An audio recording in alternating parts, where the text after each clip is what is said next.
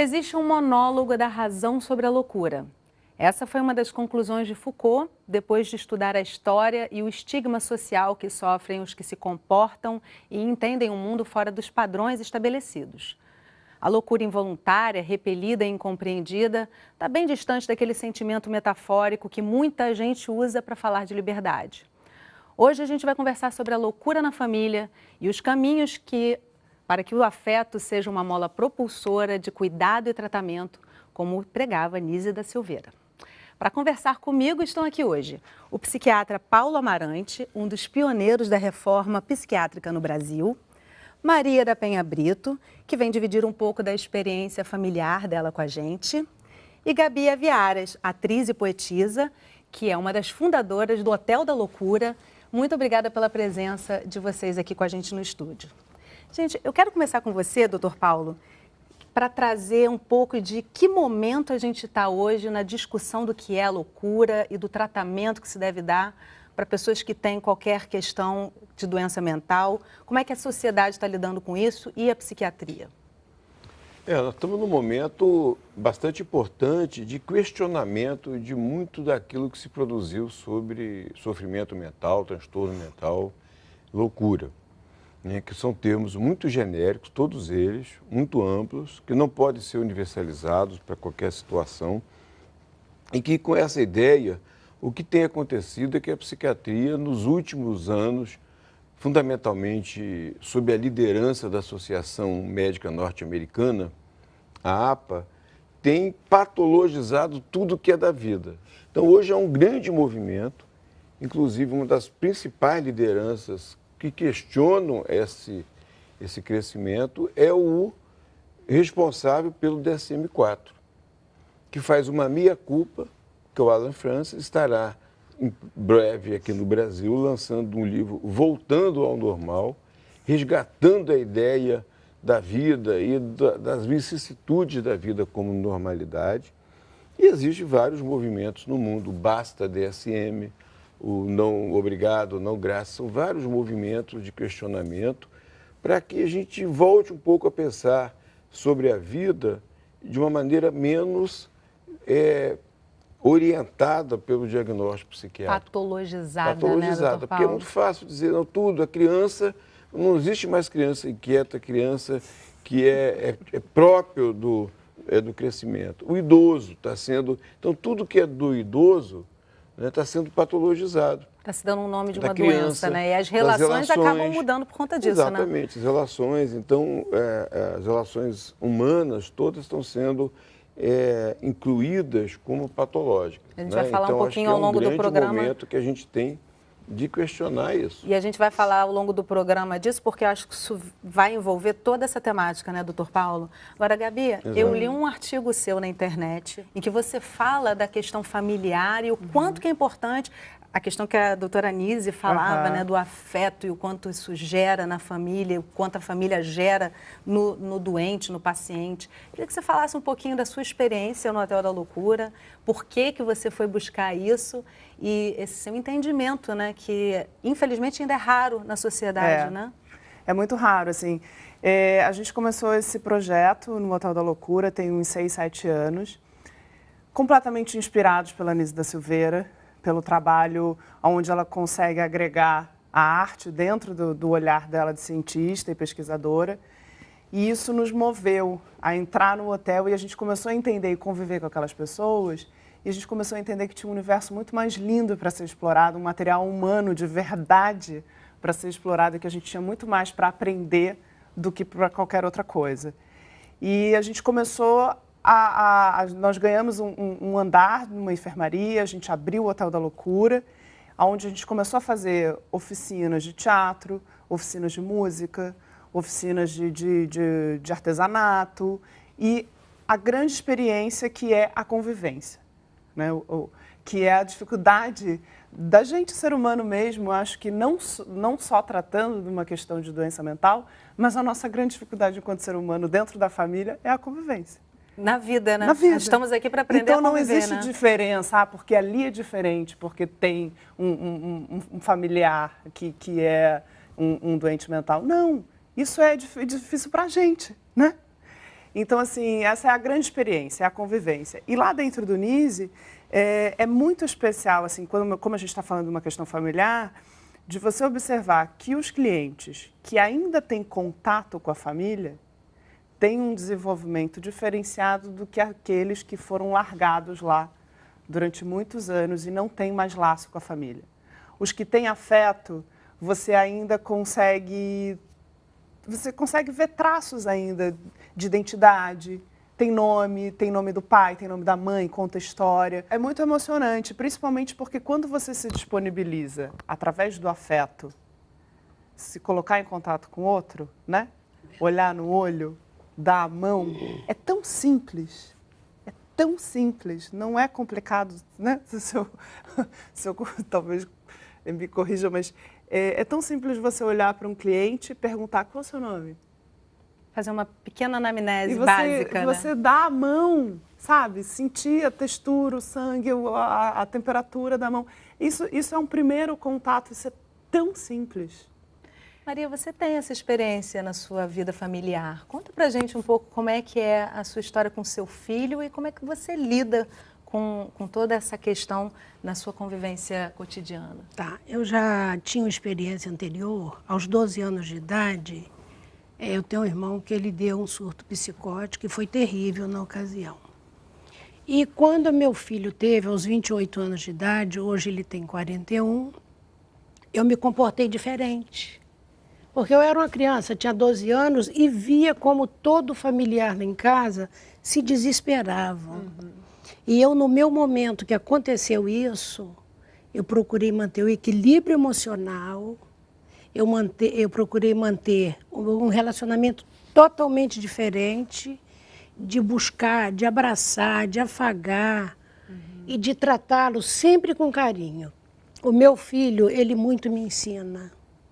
Vocês não têm noção do quanto eu aprendo com ele. Ele tem um problema de saúde, como eu tenho também, eu sou hipertensa. Então, ele faz o tratamento dele, eu faço o meu. E a gente vai a teatro, vai a cinema, passeia, viaja. E ninguém diz. Agora, é claro, há momentos em que ele fica em estado vulnerável, aí fica oscilando, né? Eu até digo assim, viajando um pouco, aí contando a história dele, aí eu também acato. Eu viajo um pouquinho junto e logo ele retoma a normalidade que ele vive hoje. Esse não confrontamento Isso é o muito mais importante. adequado na maioria dos casos, doutor Paulo?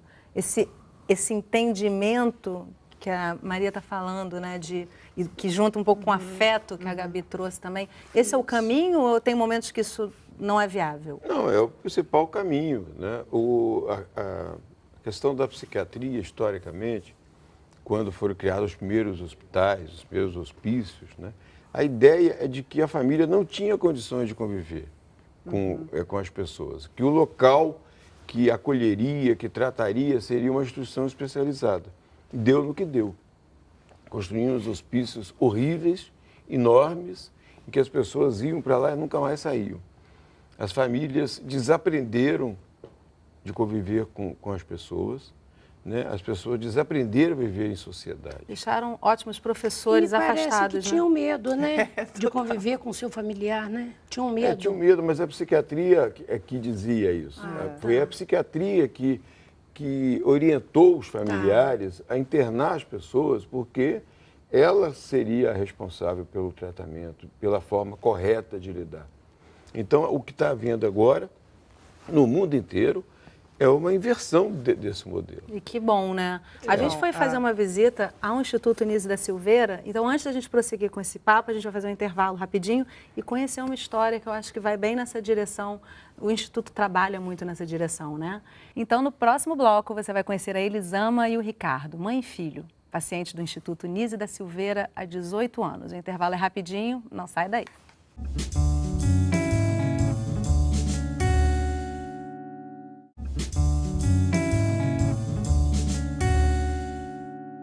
Estamos de volta conversando sobre loucura na família. Agora a gente vai visitar o Instituto Nise da Silveira, no município do Rio de Janeiro, e conhecer a Elisama e o Ricardo, mãe e filho, paciente do Instituto há 18 anos. Estamos na zona norte do Rio, no Instituto Municipal Nise da Silveira. Ele recebeu esse nome em homenagem à psiquiatra alagoana que aqui nesse mesmo espaço revolucionou o tratamento da loucura no Brasil. Para uma vida socialmente útil e talvez mais rica que a vida anterior que eles levavam. Viemos conhecer Elisama e seu filho Ricardo, pacientes há 18 anos. Vocês frequentam esse espaço aqui desde quando? Desde que ele tinha 6 anos. Mas por que vocês vieram para cá? Eu vim pra cá porque ele estava com problema no colégio. Ele era muito, assim, ele não parava um minuto quieto na cadeira e era muito, assim, não conseguia aprender.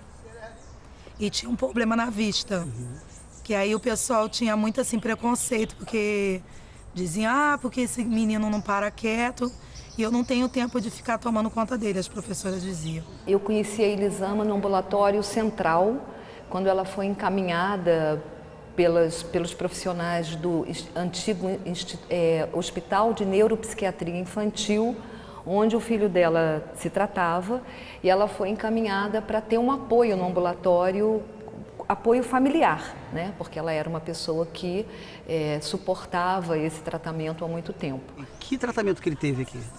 Ele teve um tratamento de psicoterapia e aí em grupo. Só que na época, assim, era todas as como é que eu posso te explicar? Todas as pessoas com doenças, uma diferente da outra, mas todo mundo no mesmo local, no mesmo espaço. Então tinha um grupo de crianças e grupo de mães. Você chegou a tomar medicamento na época? Tomei, mas eu não fiquei muito tempo tomando. Não achava que não precisava tomar. Aí ele tomou até um certo tempo, até uns 17 anos.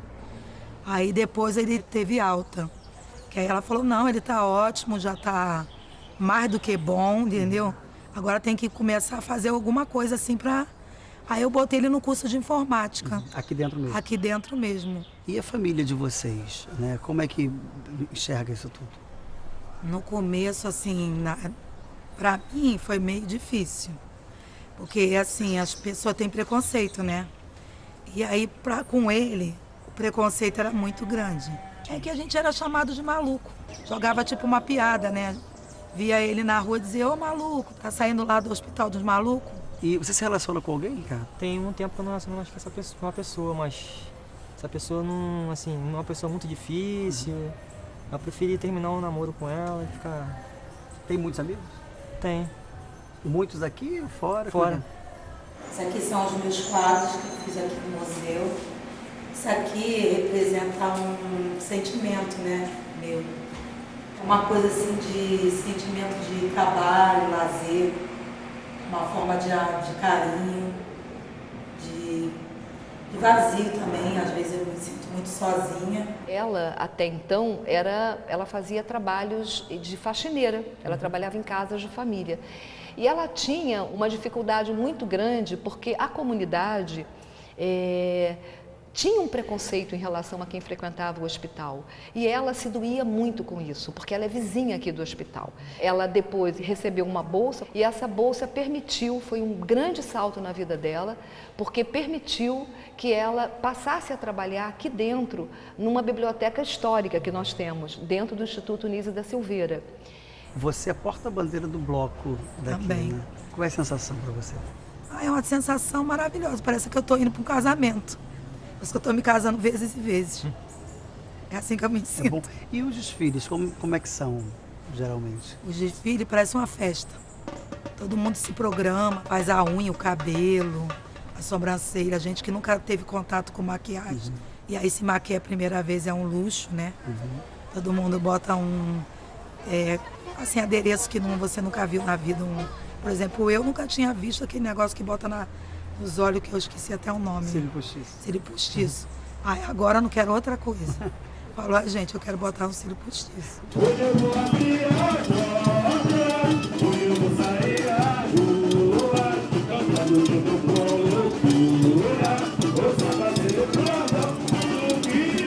Me fala do teu trabalho aqui, que você desenvolve aqui dentro. Não, o trabalho é assim, funciona. Faço manutenção dos computadores de lá da editora, fico de suporte, às vezes, assim, alguma coisa que precise, pegar alguma coisa no xerifado, ou então tomo conta do Cyber, que é uma lan house que tem lá dentro, com ponto de cultura. Graças a Deus que aqui teve essa oportunidade, que lá fora eles não dão muito. É uma oportunidade de você aprender uma profissão, aprender um curso profissionalizante. Está inserido na sociedade, né? Está inserido na sociedade. É possível fazer um outro trabalho bem diferente da psiquiatria tradicional. Com isso, a gente está reafirmando que é possível desconstruir os manicômios, que a gente pode ter uma outra solução para tratamento da loucura, e um tratamento que não se baseia nos métodos de medicação, consulta, internação, muito pelo contrário. A medicação passa a ser até um complemento, porque o principal é a relação, é o acolhimento, é o afeto, é a alegria.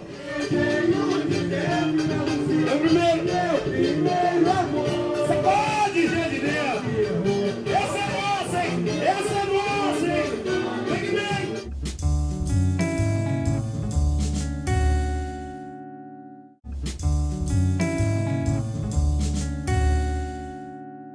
Estamos de volta conversando sobre loucura na família.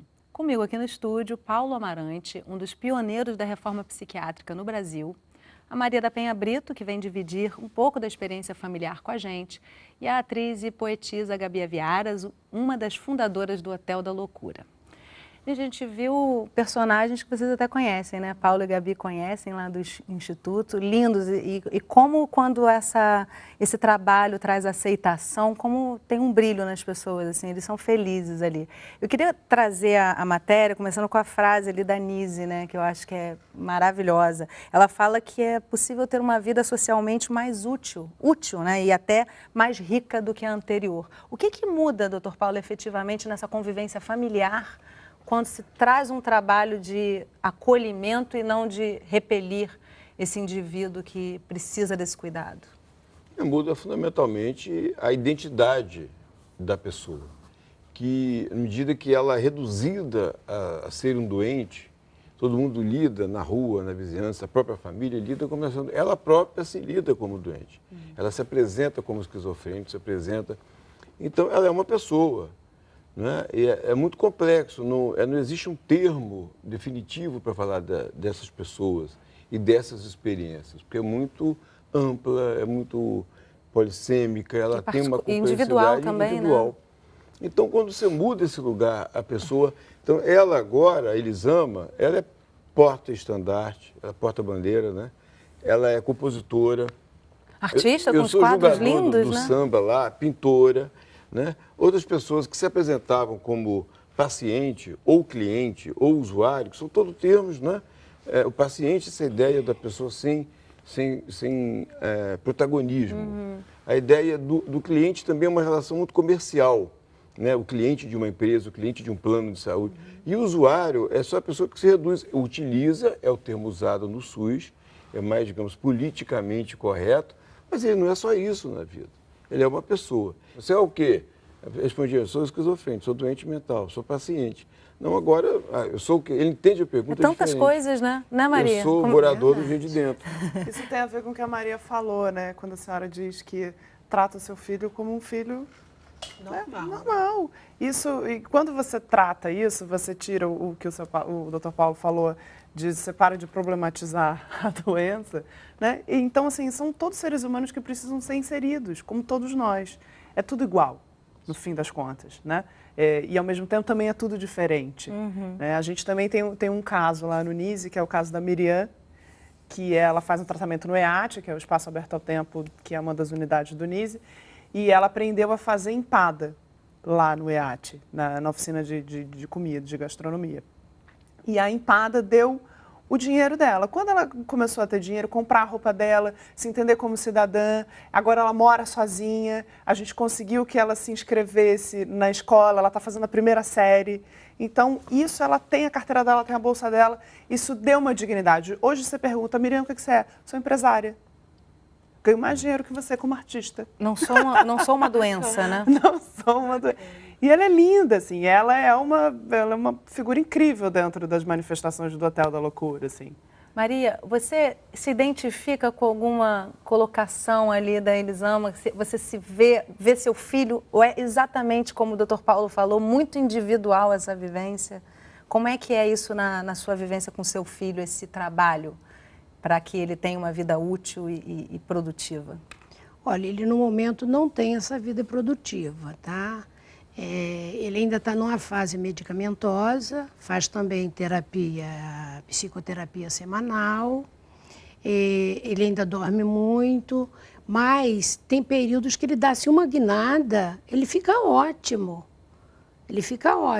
Ele já está aposentado, tá? Porque o serviço na ocasião, ele estava causando problemas, né, no ambiente, né, não sendo bem aceito. Porque nem todo mundo sabe tratar, Exatamente, lidar e conviver, né? Exatamente. Aí ele teve algumas internações e quando voltava ao serviço teve mudança, mas mesmo assim ele não gostou da readaptação, porque ele disse, eu vou lá para não fazer nada.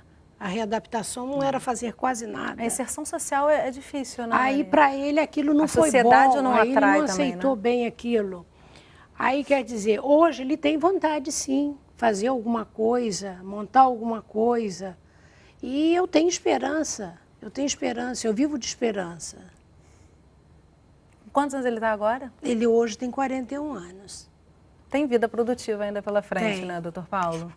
Dá para trabalhar... Então, é muito relativo essa ideia de falar que a pessoa não é produtiva. Também né? acho. Porque produtividade em relação ao trabalho, Sim. né? Se ele é uma pessoa inteligente, ele gosta de ler, né?